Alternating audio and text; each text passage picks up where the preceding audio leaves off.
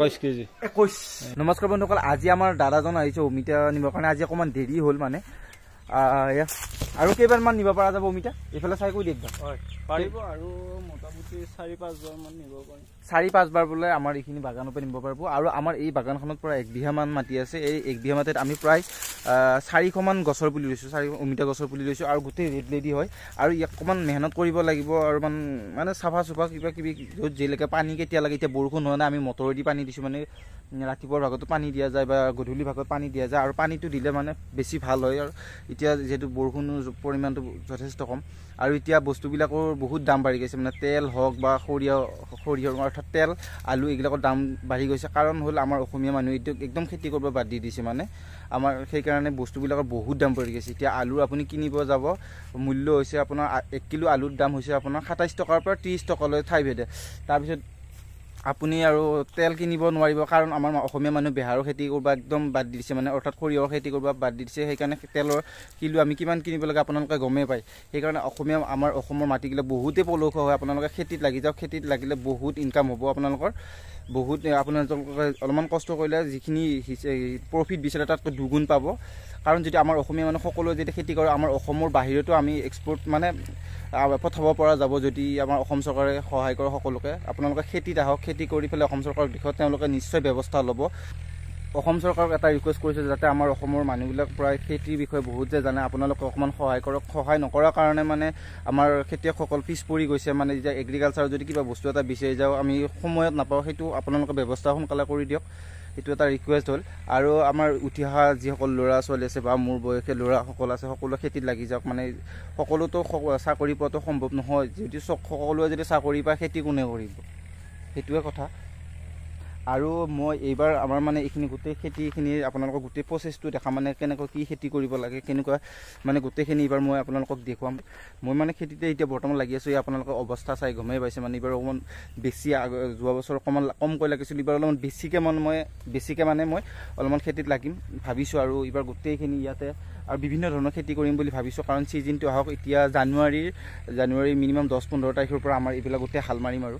হাল মাৰি কিনে অমিতা যি অমিতাও ৰুম এক চাইডৰ আৰু জিকা ভোল আলু বাৰু ছিজনটো উচিয়ে গ'ল এইবাৰ আলু ৰোৱা হ'ব আৰু যিবিলাক মানে উৎপাদন হ'ব জানুৱাৰী মাহত সেনেকুৱা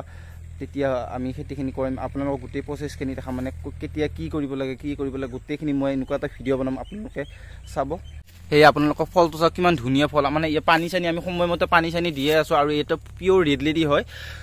পিয়'ৰ ৰেড লেডি আপোনালোকে দেখিছে ইয়াতে মিনিমাম 1.5 কিলো 2 কিলো মান হ'ব ইয়াতে মোবাইলত হয়তো সৰুকৈ আপোনালোকে দেখিব কাৰণ মই 0.6ত কেমেৰাটো কৰি আছোঁ সেইকাৰণে আপোনালোকে সৰুকৈ দেখিছে চাওক বহুতে প্ৰফিট আছে আপোনালোকে খেতিত আহক আৰু ইয়া চাওক এতিয়াও মানে ছিজনটো গৈছে যদি আমি ইয়াতে পূৰা পানী চানী শুকান গোবৰটো দি দিছোঁ কেতিয়া কি দিব লাগে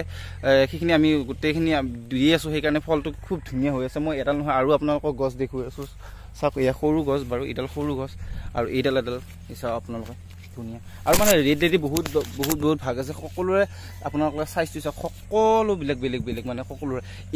এইটো যদি অকণমান ডাঙৰ হয় এইটো ওজনটো বহুত বাঢ়িব আৰু এইটোতো বহুত ওজন আছে চাওক আৰু মই এটা সৰু গছ আপোনালোকক দেখুৱাই আছোঁ চাব দেই এয়া চাওক এই সৰু গছ কিমান সৰু গছ মিনিমাম এই গোটেইকেইটাতে 10 কিলোমান হ'ব 10 কিলোত আৰু ছিজন অনুযায়ী ইয়াৰ বস্তুটো আপ ডাউন দামটোও হৈ থাকে বাৰু দামটো ভালে দাম বৰ্তমান আপোনালোকে খেতি কৰক যিমানে ভাল ফল দেখুৱাব পাৰিব বেপাৰী সিমানে মানে তেওঁলোকে দামটো দিব চাওক ইমান সৰু গছতে কিমান লাগিছে আপোনালোকে চাওক ইমান সৰু গছত মানে কেতিয়াবা এনেকুৱা হয় সৰু গছত মানে অমিতা বহুত লাগি যায় তাৰপিছত মানে গছডাল ভাঙি যায় তেতিয়া এনেকুৱা ব্যৱস্থা কৰা গৈছে আমাৰ এয়া চাওক এয়া এতিয়া আমাৰ মানে এইটো এতিয়া লাষ্ট ছিজন হয় এইটো এইবাৰ লাষ্ট ছিজন হয় আমি এইবাৰ গছ কাটিমেই মানে আকৌ নতুন গছৰ পুলি ৰুম প্ৰায় আমি গছৰ পুলি এমাহ আমাৰ 15 দিনৰ ভিতৰত গোটেইখিনি ক্লিয়াৰ হৈ যাব গোটেই কাম চাম কৰা ইয়াতে মাটি চাটি উঠোৱা তাৰপিছত আকৌ আমি নতুন গছৰ পুলি ৰুম গোটেই ৰেড লেডিয়ে লগাম ৰেড লেডিৰ বহুতে প্ৰফিট আছে আৰু আপোনালোকে বেছি নহয় গৰু গোবৰটো বহুত বেছি ভাল হয় আৰু সময় গতিকে আপোনালোকে পানী দিব লাগিব বহুত কি হয় আপোনালোকৰ মই প্ৰচেছটো দেখাম আপোনালোকে চেনেলটো ছাবস্ক্ৰাইব কৰি থ'ব মই গোটেইখিনি আপোনালোকক আপডেট দিম আপুনি ভাবিছেনে এইটোত কিমান কিলোমান হ'ব মিনিমাম 1.5 কিলোৰ ওচৰা-ওচৰি হ'ব মানে যদি মই পাৰি সম্ভৱ হয় গোটেইখিনি কিমান কিলো হয় এইটো এতিয়া বৰ্তমানটো অমিতা আন ছিজন চলি আছে আমি সেই আৰু পানী চানী দি এনেকৈ বঢ়িয়াকৈ ৰাখিছোঁ অলপ মেহনত কৰিছোঁ সেইকাৰণে ধুনীয়া হৈ আছে আৰু এইবিলাক আপোনালোকে চাওক এয়া গোটেই মানে গোবৰখিনি আমি ৰ'দত শুকাইখিনি যেতিয়া আমি হাল বাম তাৰে লগত মাটিৰ লগত মিক্সিং হৈ যাব বস্তুবিলাক এয়া গোবৰ চাওক আপোনালোকে গোটেইখিনি মিক্সিং কৰি পেলাই দিয়াৰ লগে লগে ইয়াত যিখিনি মানে অমিতাৰ গছত লাগে সেইখিনি ইয়াতে অমিতাৰ গছে লৈ ল'ব আৰু অমিতাৰ খেতি মানে বেষ্ট মেইন কাৰণটো হৈছে আপোনালোকৰ যেতিয়া আপোনালোকে খেতি ভাল কৰিব খোজে গোবৰটো মেইন গোবৰটো বহুতে সাৰ আছে মানে এয়া অমিতা আমাৰ আনি কিনে থৈ দিছোঁ আৰু ওজন কৰিব আছে ওজন কিমান হয় আপোনালোকক দেখুৱাম দেই এয়া চাওক কি ধুনীয়া চাইছে দাগ লাগি আছে কাৰণে অকণমান লেতেৰা হৈছে 21 কেজি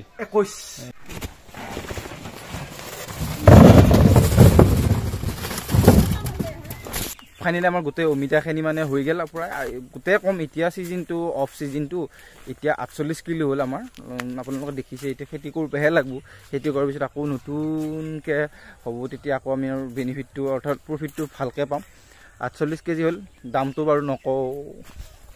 দামটো বাৰু ক'লে এইটো অলপ ৰেষ্ট্ৰিকশ্যন আছে আপোনালোকে গুৱাহাটীত গম পাই যাব মানে কিমান দামত দি দিয়ে বা আজিলৈ বাই বাই ধন্যবাদ আপোনালোকে সকলো প্ৰচেছ দেখাম মালভোগটো নেবেচোঁ মালভোগটো খাম